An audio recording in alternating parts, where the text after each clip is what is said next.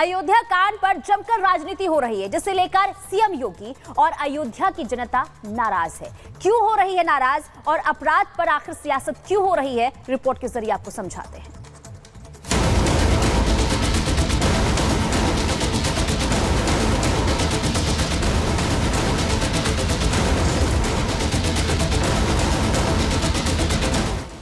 अयोध्या में नाबालिग से गैंगरेप के मामले में सपा नेता मोहित खान की सच्चाई सामने आने के बाद समाजवादी पार्टी पूरी तरह से बैकफुट पर है। सपा नेताओं की अब हालत ऐसी है कि उन्हें ना तो कुछ बोलते बन रहा है और ना ही उनके पास सफाई देने के लिए कोई शब्द। खासकर फैजाबाद लोकसभा सीट जीतने के बाद फूल कर कुप्पा हुए सपा सांसद अवधेश प्रसाद तो जैसे सच से मुंह छिपाए बैठे हैं।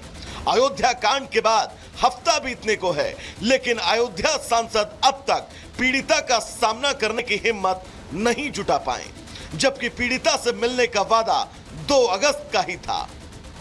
Already we have discussed yesterday why you are wasting your time wandering here and here। मैं कल फैजाबाद अयोध्या जा रहा हूँ। जी। बड़ी खबर का रुख कर लेते हैं। बड़ी खबर इस वक्त आपको बता दें, शिवपाल ने नार्को टेस्ट की मांग की है। समाजवादी पार्टी के नेता कह रहे हैं कि सबका नार्को टेस्ट करा लिया जाना चाहिए और सबके सब राजनीति करें इस पूरे मामले को लेकर। वो कह रहे हैं कि सिर्फ और सिर्फ राजनीति हो रही है, सबका नार्को टेस्ट करा लिया जाए, ये कह रहे हैं शिवपाल यादव।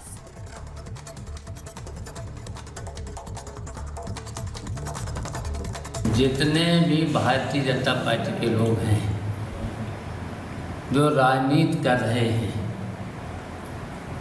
तो इन्हें सबका नार्को टेस्ट होना चाहिए, इसलिए कि ये राजनीति कर रहे हैं कि ये इस घटना को जिस तरीके से मोड़ कर दे रहे हैं।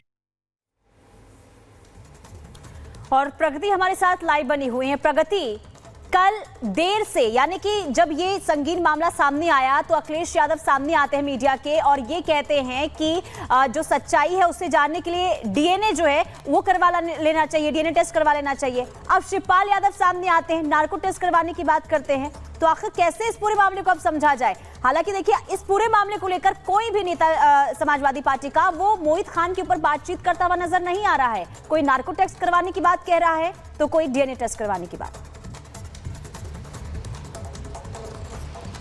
बिल्कुल पुनीता, सफाई देना तो बहुत दूर की बात है, बल्कि जिस तरीके के बयान सामने आ रहे हैं वो हैरान कर रहे हैं। एक तरफ अखिलेश यादव का कहना था कि वो बचाव करते नजर आए, उन्होंने डीएनए टेस्ट की बात कर दी, तो अब शिवपाल का कहना है कि नार्को टेस्ट करवाओ। वो लोग जो सभी मोहित खान के खिलाफ खड़े हैं, बीजेपी के जितने लोग हैं, उन सभी का नार्को टेस्ट होना चाहिए, जिसके बाद सच अपने आप सामने आ जाएगा। जो काफी हैरानी की बात है इस पूरे मामले में, जहां आम जनता से बात की जा रही है तो उनका कहना है कि एक्शन होना चाहिए, कड़ी कार्रवाई होनी चाहिए। यहाँ तक कि बीजेपी के नेताओं से जब हमने बात की, चाहे बात विधायकों की हो चाहे सांसदों की हो, तो उनका कहना था कि ऐसे जो सांसद हैं सपा के और ऐसे जो एमएलए हैं उनकी सदस्यता तक रद्द कर देनी चाहिए, इतना आक्रोश देखने को मिला था। वहीं अपडेट मैं आपको पहुंचा देती हूँ। एक तरफ शिवपाल जो कि नार्को टेस्ट की बात कर रहे हैं और कह रहे हैं कि सच क्या है सामने आ जाएगा, नार्को टेस्ट बिल्कुल सच क्या है वो सामने आ जाएगा। प्रगति, आप एक जानकारी हम तक पहुंचा रही है। राघवेंद्र भी हमारे साथ जुड़े हुए। राघवेंद्र,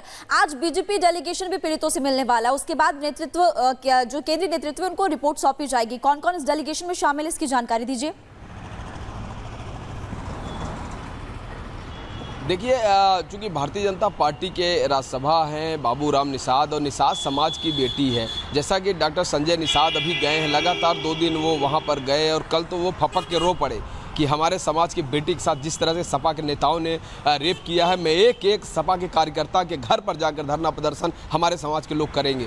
इस तरह के वो लाइव में ही वो फपक के कल बयान देते हुए रो दिए थे। तो कहीं ना कहीं उनको पीड़ा है कि उनके समाज की एक छोटी सी नाबालिग लड़की के साथ इतना बड़ा दुराचार हुआ है, वो अभी महीनों तक होता रहा। और आज बड़ी शर्म की बात यह है कि समाजवादी पार्टी के जो नेता हैं, कोई डीएनए की बात कर रहा है और कोई नार्को टेस्ट की बात कर रहा है। यानी कि देखा जाए तो उसको एकदम अपने ही जो नेता, यानी कि जिसका आरोपी है, जो जो आरोपी है उसके पक्ष में लोग खड़े हैं। हालांकि इसको लेकर भारतीय जनता पार्टी का एक प्रतिनिधिमंडल उसमें बाबूराम निषाद के नेतृत्व में जाने वाला है, जिसमें 5-6 बीजेपी के और भी सदस्य हैं। वो वहां पर पहुंचेंगे और ये दिन भर में वहां जाके पीड़िता के घर से मिल करके वह लखनऊ वापस आएंगे और रिपोर्ट भी भारतीय जनता पार्टी प्रदेश अध्यक्ष को सौंपेंगे। मुख्यमंत्री से भी वो प्रतिनिधिमंडल वापस होकर के मिलेगा। लेकिन बड़ी बात यह है कि जब पीड़िता की मां आई थी, मुख्यमंत्री योगी आदित्यनाथ से मिली थी, जब उसने वह भी वहां पर जाके फपक के रोई थी और अपनी झोली बिछा दी थी, कहा योगी जी हमें न्याय दीजिए। उसके बाद मुख्यमंत्री योगी आदित्यनाथ ने कहा कि अब इसमें रुकने का समय नहीं है, इस पर सख्त कार्रवाई होनी चाहिए। आपने देखा होगा कल दिन भर क्या हुआ। पहले तो जो भी उसके जो अवैध ठिकाने हैं जहाँ पर उसका बेकरी चलता था, किस तरह की चीज़ें थी, वहाँ पर तमाम कर्मचारी पहुँचते थे, फोर्ट सिक्योरिटी डिपार्टमेंट के लोग पहुँचते थे, वहाँ पर उन्होंने पूरा अपना प्रोसेस किया। उसके बाद बुलडोजर भी चला। तो कहीं ना कहीं योगी आदित्यनाथ की सरकार जो है वो चाहे महिला सुरक्षा की बात हो या लेकिन राघवेंद्र जो एक्शन लिया जा रहा है आरोपी के खिलाफ, इसे लेकर भी विपक्ष में बौखलाहट लगातार देखी जा रही है। प्रगति का एक बार फिर कर लेते हैं। प्रगति, बीजेपी का डेलीगेशन आज पहुंचेगा अयोध्या पीड़ित परिवार से मुलाकात करने के लिए, क्या जानकारी, कब तक ये डेलीगेशन पहुंचेगा? पुनीता 12 बजे का वक्त बताया जा रहा है। कहा जा रहा है कि 12 बजे ये डेलीगेशन पहुंचेगा। इसमें बीजेपी के तमाम नेता होंगे और सांसद बाबूराम निषाद भी होंगे। वो पहुंचेंगे, बातचीत करेंगे और इसके अलावा राज्य मंत्री नरेंद्र कश्यप भी होंगे, नेतृत्व करेंगे और जाकर पीड़ित परिवार से मुलाकात करेंगे, उनका हालचाल जानेंगे, जो भी मदद वो अपनी तरफ से दे सकते हैं वो भी देंगे। इतना ही नहीं, उनके अस्पताल पहुंचने की भी खबर है, जहां पीड़िता का इलाज हो रहा है, वो एडमिट है, उससे भी वो मिलेंगे, मुलाकात करेंगे, फिर फीडबैक लेंगे अधिकारियों से, क्योंकि कल बहुत बड़ी कार्रवाई हुई है, बड़ा एक्शन हुआ है, अभियान यहाँ पर देखने को मिला, बुलडोजर चला है, 2 जेसीबी की मशीन यहाँ पर पहुंची थी। वो तस्वीरें हमने आपको दिखाई थी, किस तरीके से अवैध प्रॉपर्टी को ध्वस्त कर दिया गया था, उसको देखेंगे। अभी कहा जा रहा है कि एवन नाम की जो बेकरी है, प्रॉपर्टी है मोहित खान की, उसको भी ध्वस्त किया जा सकता है, लेकिन उसमें कुछ प्रिकॉशंस हैं वो देखे जा रहे हैं। 7 दिन का समय उसके लिए दिया गया है। तो उन सभी बातों की जानकारी वो जुटाएंगे, अधिकारियों से फीडबैक लेंगे, बातचीत करेंगे और उसके बाद वापस लखनऊ के लिए रवाना होंगे। लेकिन उससे पहले भदरसा वो पहुंचने वाले हैं। 12 बजे का वक्त बताया जा रहा है जब पहुंचेंगे। कल हमने आपको दिखाया था कि किस तरीके से बड़ी कार्रवाई हुई, जेसीबी एक्शन देखने को मिला था। एक बार फिर से पंजा चलता हुआ नजर आया। जैसे कि राघवेंद्र आपको जानकारी दे रहे थे, पीड़ित की मां पहुंची थी, अमित सिंह चौहान विधायक उन्हें लेकर पहुंचे थे और जब मुख्यमंत्री से उनकी बात हुई, वो तस्वीरें भी हमने आपको दिखाई थी, वो भावुक हो गई थी और उन्होंने कहा था कि अब कोई हमें कुछ नहीं चाहिए, हमें सिर्फ न्याय चाहिए। प्रगति, देखिए एक्शन देखने को मिल रहा है, लेकिन दूसरी तरफ इस पूरे मामले को लेकर सियासत भी जोरों पर है। लेकिन आज डेलीगेशन पहुंचेगा बीजेपी का, तो वहां से क्या तस्वीरें निकलकर सामने आती है, तमाम अपडेट्स आपसे लेते रहेंगे। फिलहाल प्रगति और राघवेंद्र, आप दोनों का बहुत शुक्रिया। खबरों में आगे बढ़ते हुए बड़ी खबर महिमा आ रही है। बिल्कुल, देखिए इसी बीच आपको इस वक्त की बड़ी खबर बता दें, लव जिहाद को लेकर नीतीश राणे का बयान सामने आया। लव जिहाद को लेकर नीतीश राणे का बयान सामने आया। कहा धर्मांतरण विरोधी कानून बने और उनकी तरफ से ये भी कहा गया है कि धर्मांतरण विरोधी जो कानून है वो बनना चाहिए। देखिए महाराष्ट्र में लव जिहाद के केसेस लगातार बढ़ते जा रहे हैं। इसको लेकर के अब जो बीजेपी के कुछ विधायक है वो मुखर होते हुए नजर आ रहे हैं और ऐसे में लव जिहाद धर्मांतरण विरोधी कानून बनने की मांग करते हुए नजर आ रहे हैं। नीतीश राणे ने क्या कहा वो आपको सुनवाएंगे, लेकिन उनका बयान सामने आया जिसमें वो कह रहे हैं कि धर्मांतरण विरोधी